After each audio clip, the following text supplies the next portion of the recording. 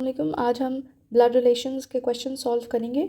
ये logical reasoning के इंतहाई इम्पॉर्टेंट कैटेगरी कह लें या इंतहाई इम्पॉर्टेंट क्वेश्चंस हैं जो कि लाजमी एमपीटी में भी आते हैं और कोई भी वन पेपर एग्ज़ाम जिसमें मैथमेटिकल या रीजनिंग या एबिलिटी का पोर्शन हो उसमें इस तरह का एक क्वेश्चन लाजमी आता है।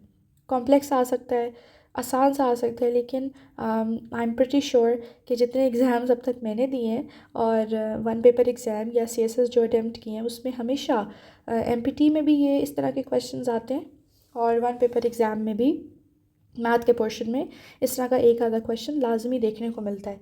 ये स्टूडेंट्स को मुश्किल लगते हैं, लेकिन मैं कोशिश करूँगी कि आपको सिंबल्स की फॉर्म में, स्ट्रक्चर्ड फॉर्म में आसान सा तरीका बताऊँ ताकि आप इस तरह के क्वेश्चंस, यानी कि ये थोड़ा सा इजी क्वेश्चन है ना, इस तरह के क्वेश्चंस या फिर कॉम्प्लेक्स क्वेश्चंस भी सॉल्व कर सकें।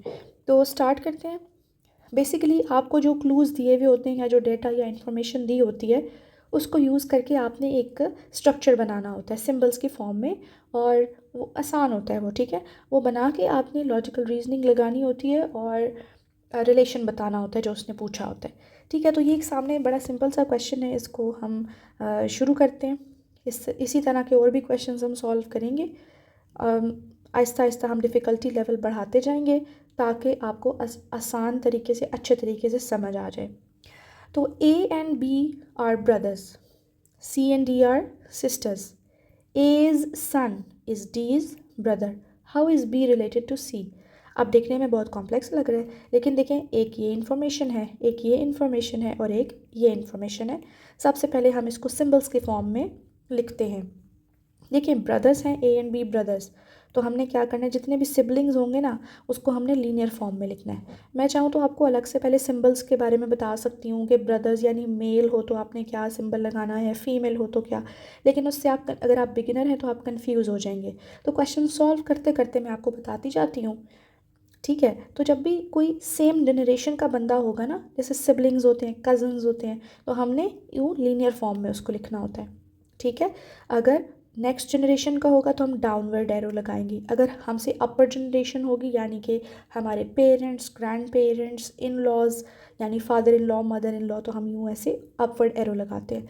एनीवे, क्वेश्चन की तरफ आते हैं। A and B are brothers, तो हमने ए ये ऐसे लॉन्ग साइज इक्वल्स टू लगा दे, इक्वल्स टू बी, ठीक है। ये ब्रदर्स हैं। हमें कैसे पता चलेगा कि ये फीमेल है या मेल? इस तरह वो सिंबल्स में यूँ हम नेगेटिव ऐसे साइन लगा देंगे। मेल के लिए हम नेगेटिव साइन यूज़ करेंगे और फीमेल के लिए पॉजिटिव, ठीक है।